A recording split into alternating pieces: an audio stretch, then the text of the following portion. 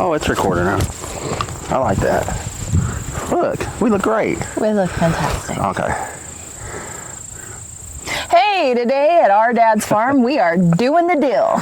Yes. Yes. We have been cleaning up the rows and trying to put the garden up for the season, and just trying to make sure that we're ready for next year before next year gets here.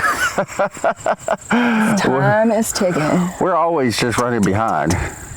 It's okay. Yeah, but yeah, last year we got out late and it really messed us up at the farmer's market because of the rain and everything. And if we had had our rows ready, then we could have just planted whether it was raining or not, you know. So this year we are getting these rows ready for, what do you think, March? For March, yeah. Because that's probably when we're going to plant and maybe cover, right? Plant cover? We're going to plant and then cover. Oh, we're going to cover this year.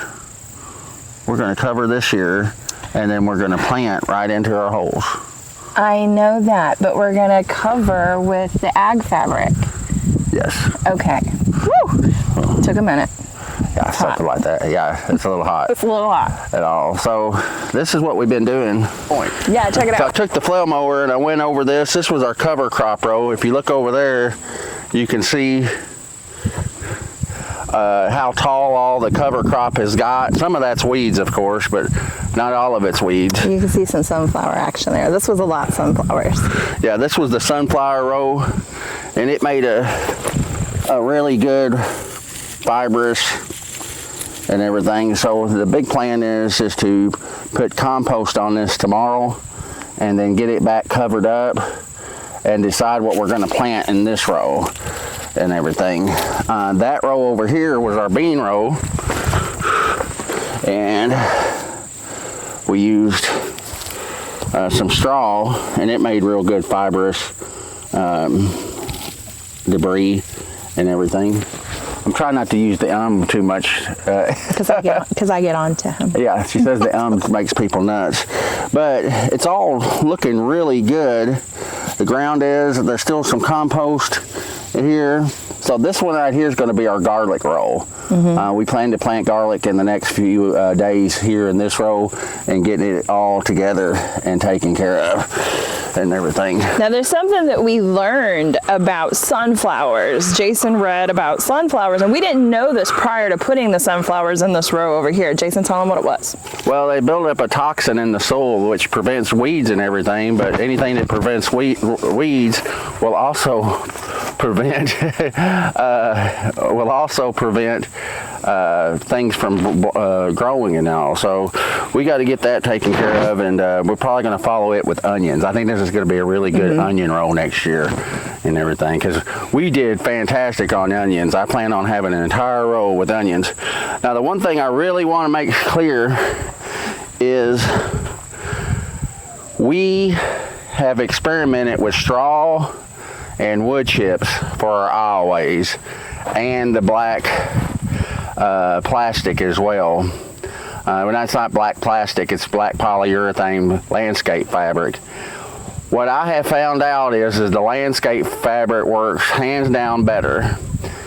It hasn't rained here in a week or two very much at all. And with that, I can take this landscape fabric up, and I still have moisture in my soil where that landscape fabric is. Also, the landscape fabric, hands down, prevents the weeds more than anything else that we've tried. With the straw and everything, it slowly takes over.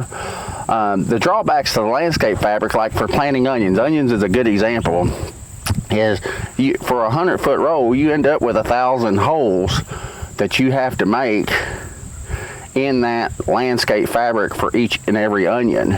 But once you've made them, you have that landscape fabric for 10 years and everything. But it's a tedious, long process to make your growing holes for the landscape fabric and everything. So that makes a really big deal. This row here, and I'm just going to point to it, we had our sunflower crop in, which done really well and everything. We had our beans in this row, and you would think that this is just the jungle area because the weeds have taken over, but this was actually our I don't know if this was our okra row or cantaloupe. One of these rows. See, that's what happens when the weeds get out of control. Then you can't tell what you got there. We don't have the weed. We have so much weeds, it's just really gotten out of control. So this row was cantaloupe. You can't see anything. What we did was we put the black, I call it black mulch, but it's actually a black polyurethane landscape fabric. So I put that there, made the holes in it, and then we only did that on the row. So what you're seeing is the walking pathways. So the pathways have grown over and have taken over the garden. Anywhere that we didn't put down black paper, the weeds took over. So it's just too much work for 2 old people. Yeah, we're not young anymore. This is our cover crop row, and it has these, I don't know, we call them cattails. We don't know exactly what they are, but they're kind of pretty. They're really pretty. They feel nice, along with our great big sunflowers and everything. And then these yellow flowers right here, we think that's sun hemp, and they're beautiful. Yeah. And this is all good for the soil. Like, well, maybe minus the sunflowers. This was our watermelon area where the deer have really just devastated it. And you can see there's weeds growing in it, but it had the black paper on all the sides. And the weeds are actually growing out of the holes where the watermelons were. Yeah. So we're gonna have to fix that for next year as well. And I'm showing you the row. Don't worry about it, you're in it. All right. We also had issues with skunks and raccoons. They would come up and eat holes in the cantaloupe, and to no avail. That's how we lost several cantaloupe. Yeah. This was a tomato and cucumber row that we had. We trellised it. I like the trellises, but you've got to make sure they're really sturdy, because if you don't put them in sturdy and keep the post close enough, they don't work well. So we'll try some different things for next year as well. This is another skip row. I put a skip row for, not a skip row, but a cover crop row every so often, so that we would, for next year, we'd have that real fibrous soil and everything. So I will come through this with the flail mower and knock it down. Where'd you buy your cover crops, sir? We're not on 3rd grade. It's okay, but people want to know. I bought it from greencover.com. That's where I bought the cover crops from. And it's been pretty good. Yeah, it's awesome. This is the pollinator mix. We've been pretty tickled with it. Yeah. And we've had tons of butterflies and bumblebees and hummingbirds. In fact, they zoomed through my ears, like by my ears, when I was over here in this cucumber row. It was pretty exciting because I kept thinking, oh no, oh boy. Well, this row did all right with the straw, quite a bit, but still on the sides, the weeds took over. Yeah. And this was Christina's fun row. Mm-hmm. It looked more fun than this. I mean, we should have showed it to you when it was fun. Yeah. This is the pepper row. It done really well. We had cabbage here as well, and it done all right. The bugs ate the cabbage. The cabbage really needs to be covered up. It does. And prevent it from the bugs. But you can see when you do the black paper, the landscape fabric, that it really keeps the weeds out when it's done right. Yeah. This is what you want, is it to look just like this all the way down. But it takes a lot of work. It is a lot of work. Yeah. But it will pay for itself in the long run, because you won't be fighting weeds. Yeah, and then when you're old, you don't want to fight weeds. You just don't. It's not fun. Yeah. This was the other cover crop row. Yep. This is where we had zucchini and honey nut squash and yellow squash. I even had a couple spaghetti squash in there, and they did good, except the squash bugs are atrocious. Now, I have done some investigating troubleshooting on that, and there's these little sticky cards I'm gonna try, and apparently they have an attraction to clove oil. So I've already made a purchase for that. And I will keep you posted on how that works out. All right, let me see this. I'm gonna let you talk about your tomatoes. Oh, those tomatoes. She loves tomatoes. I love tomatoes. Jason's right that trellising tomatoes is super important, and I debunked the importance of it and scooted the poles further apart, and so they're wobbly. So when you do your poles, you need them, the closer is better. Yeah, 8 to 10 foot. Yeah, and this trellising, definitely it would work well had that happened. Now we planted, we had some Hungarian heart tomatoes, which did okay. We had some little tiny, I don't know, the kind you just pick and eat. They're fun. Cherry tomatoes. We had, here they are, and they're pretty tasty. We had some Globe tomatoes. I had some Robeson tomatoes. I was not impressed, and the reviews on Baker's Creek were really good, but they stay green at the top, and so that I was not overly impressed with them. The Hungarians really size up. I mean, they were meaty. I could show you one of them. No, this is a Robeson. The tops are ugly because of sun, but they never turn red, and so I'm not really impressed with them. Now, keep in mind that this is like on its way out,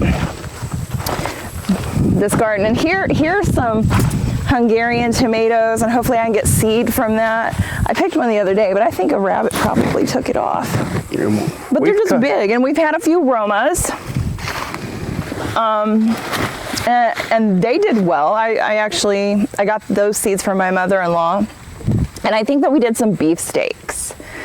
Next year we're gonna try a different variety.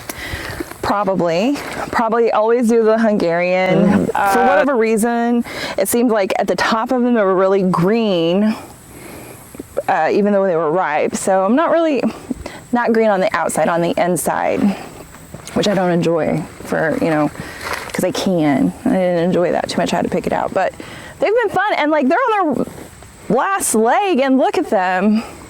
I've done no watering. These haven't been watered in over a month. They haven't been maintained. I think I trimmed them down to like bare nothing when school started in August, the second week of August, thinking that they would deplete, and they have flourished. Some have depleted. A lot have flourished. It's just kind of exciting. So I'm time crunch, picking them, washing them, coring them, throwing them in a Ziploc bag, throw them in the freezer. You could use them in soups, whatever you're cooking with. It'll be great. Or you could still can them whole. That's up to you. But in this row, we kind of tried to make it fun. We did have beans in there, Conterre beans, and they did really well, but I pulled them out yesterday and I picked them all. And then up here, I surprised myself and planted some dragon tongue, and they're doing good. I need to pick them. And I planted lima beans. I thought they were peas because they had a pod. No, I planted lima beans, and they're drying out. I'm excited about that. I've never ever planted lima beans before, so it's exciting. And then we did up here a little bit. I put some spinach in the ground. I think I did like 40 seeds, and then I did 10 cilantro. Now I need to get some water on that because they're gonna need to germinate. This week's hot, next week's cooler. So fingers crossed. And that's our beautiful glory garden. Well, we're good. We're at the end of the garden. We still got some things coming in, tomatoes, some beans. We have peppers. If we put more water on them, they'd still produce a ton. We've still got a lot of peppers. We do. And I may dig one up and try to keep it all year long because I read that you could keep peppers all year long if you dig them up and take care of them properly. Tenderly. Yeah. But this is our farm or garden update. Thank you for joining us. Be sure to subscribe and like, my friends, because that makes a big difference for us. Yeah. Have a good and blessed day. Come back to our dad's farm.